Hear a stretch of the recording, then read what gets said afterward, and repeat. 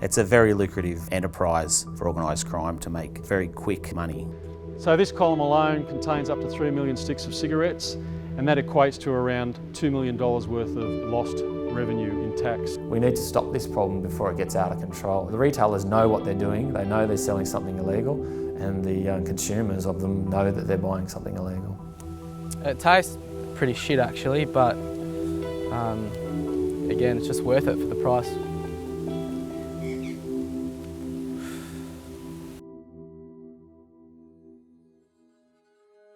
When it comes to controlling tobacco, the world looks to Australia.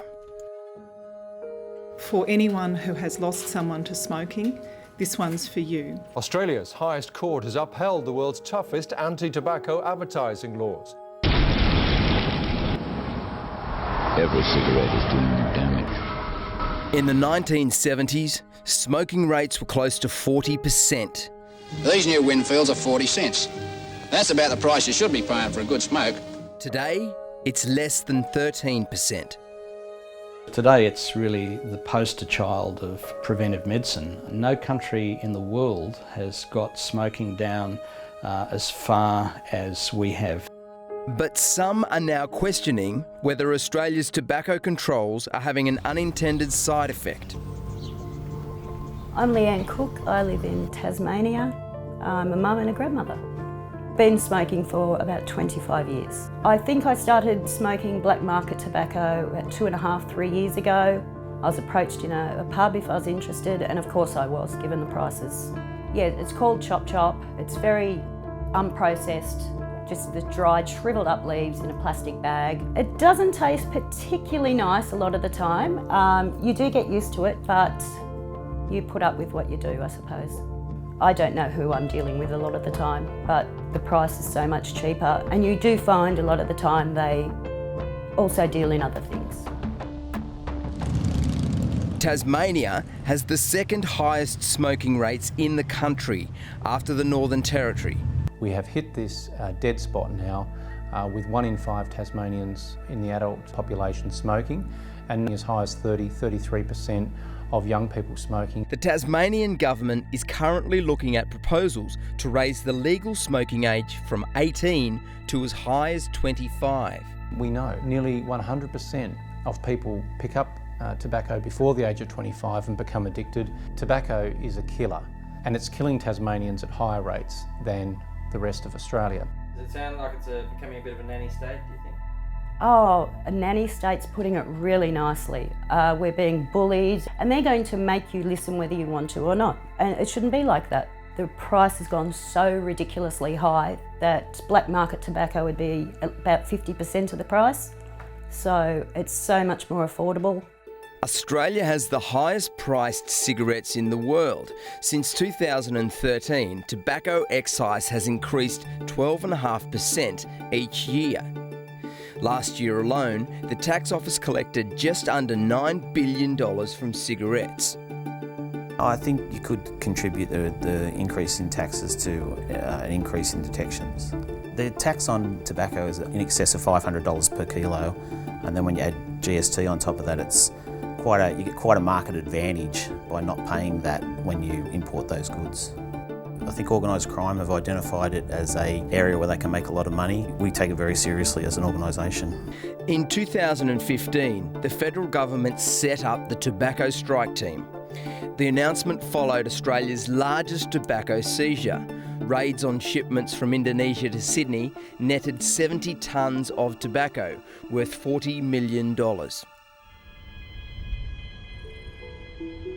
All cargo coming into the country is screened and risk assessed. We're able to x-ray up to 80 feet of containers. So the image analyst will compare what's been declared with the image, and they'll make an assessment as to whether or not what they're seeing is a true reflection of what's been reported. So the trend at the moment is that we're getting a lot more consignments through, but smaller quantities of tobacco and cigarette. This particular consignment was declared as ceramic cups. But once you can see, we put it through the cabinet x-ray, pretty transparent, it's pretty open. It's obviously not cups. And there's the tobacco there. last few years, I think we've detected over 1,400 tonnes through sea cargo. A lot of the loose leaf tobacco comes from Asia. A lot of the rolled cigarettes come from the Middle East and China. In a 20-foot sea container, you can fit about 5 to 6 tonnes of illicit product. And in the 40-footers, up to 10, 11 tonnes. And if you take one container out, the importers lose a lot of money in one hit. So I think they're learning the lesson and trying to spread their risk by importing smaller packages through air cargo and air mail.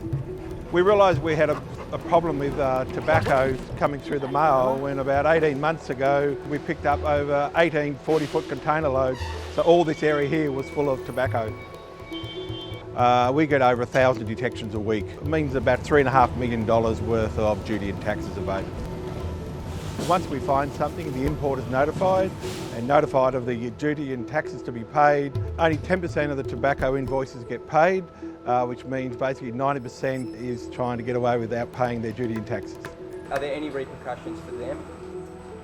No, not normally. They will lose their money by what they've paid for in doing the importation. I think people see it as more as a tax dodge. They think it's just a financial crime. We believe that the people that are importing tobacco aren't only importing tobacco, they're also involved in narcotics and other prohibited imports. It's just another product that they can make money from. I've got 1 in 6 customers, they ask you for the cigarettes, for the black market cigarettes. Under the counter, they call it. Andreas has worked in the tobacco industry for the past 25 years.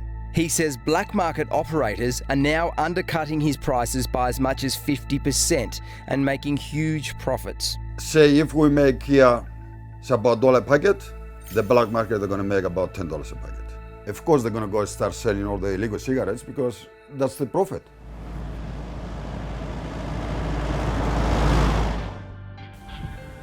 So I just picked these up this week. 2 boxes of Hunji. My name is Matti and I've been smoking black market tobacco on and off for maybe 4 years now. The tobacco comes in pre-made cigarettes in a box, like the things you just might see in a tobacco shop, in different strengths, different filters. You can buy a box of 100 for $35. Black market tobacco is quite easy to get to, providing you know someone who smokes it or someone who can get it for you. It's just a matter of asking, and if they trust you or if they trust someone that you know, you're in. We buy 3 boxes. One's for our grandparents, one's for me and one's for my mum. More people would buy it if they knew how much easier it was to buy and how much cheaper it was. The illegal tobacco problem in Australia is currently a very big one. It's at near record levels and it costs the government and taxpayers $1.4 billion a year. Governments are robbed of at least $40 billion each year. For several years now, the tobacco industry has been lobbying governments to crack down on their black market competitors. We try and do as much as we can. We also have covert operations which are run by ex-police detectives, and we do around 3,000 covert purchases across the country on a yearly basis. Last month, the feed was invited to go undercover on one of these covert operations. One of our producers posed as a buyer at a number of tobacco retailers in a Melbourne suburb. In a small supermarket, we ask for the same cigarettes that Martia has been smoking. Do you have like the blue cigarettes, the ones that are... How much? 30. What about, do you have Chop Chop as well? Like loose leaf? Yeah? That's $60 for 250 grams of uncut tobacco. Great, thank you. Over the next hour, we're able to purchase illicit tobacco from 6 shops. Yeah, what about Chop Chop? Do you sell that? It's dark, but it smokes good. As well as Chop Chop, many of these shops sell what are called illicit whites, cigarettes made overseas and smuggled in for the black market. When it comes to these, one brand stands out. Made in the United Arab Emirates, Manchester is Australia's most popular illegal cigarette. You under arrest for tobacco smuggling? Late last year, authorities busted a Sydney smuggling ring as they tried to import 9 million of these cigarettes into Australia. Despite those arrests, the critics say black market cigarettes are still getting in. Done. If you ever come back and I do this, that means don't ask. Okay. You tap that. Like that is good. Unfortunately, there's no enforcement at the retail level at the moment. The Department of Health can fine a retailer $360,000 for one illegal pack. We've not seen one fine of that magnitude or at all since plain packaging was introduced, and that's 3 years. In a statement, the Health Department told The Feed the issue of illicit tobacco was most appropriately dealt with under customs legislation, and that compliance with plain packaging legislation was generally high amongst cigarette suppliers. Last year, a KPMG report paid for by the tobacco industry claimed nearly 15% of all tobacco smoked in Australia came from the black market. And this illegal market now, with a 15% market share of all tobacco in the country, that's a big chunk, and we see them as a competitor. But the figure of 15% is hotly debated. We note that report. We don't necessarily agree that the figure is quite that high. You think about that, 1 in 7 cigarettes, with all the availability that we see through supermarkets, petrol stations, newsagents, corner shops.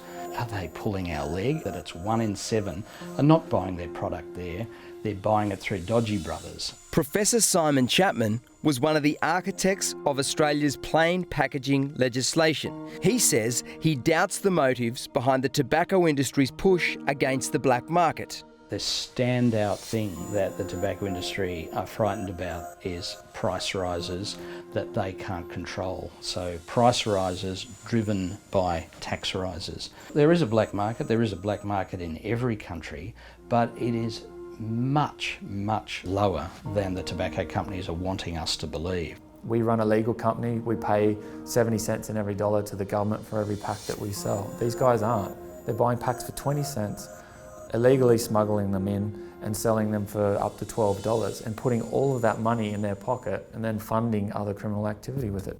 This month, a parliamentary inquiry will begin looking at how big a problem black market tobacco really is and what the authorities can do to stop it.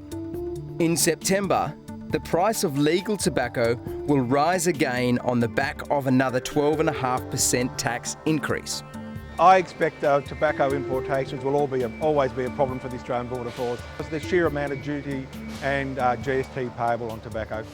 I think it's a two-way street. If the tax is so high, almost ridiculously high, people are forced to go into something else. I've never met a smoker who wanted their children to grow up and become a smoker. The single biggest influence on falling consumption is price. I'm not expecting sympathy. I don't think any smoker is expecting sympathy, but we do need it to be treated fairly. Eventually I will have to stop smoking, but not without a fight.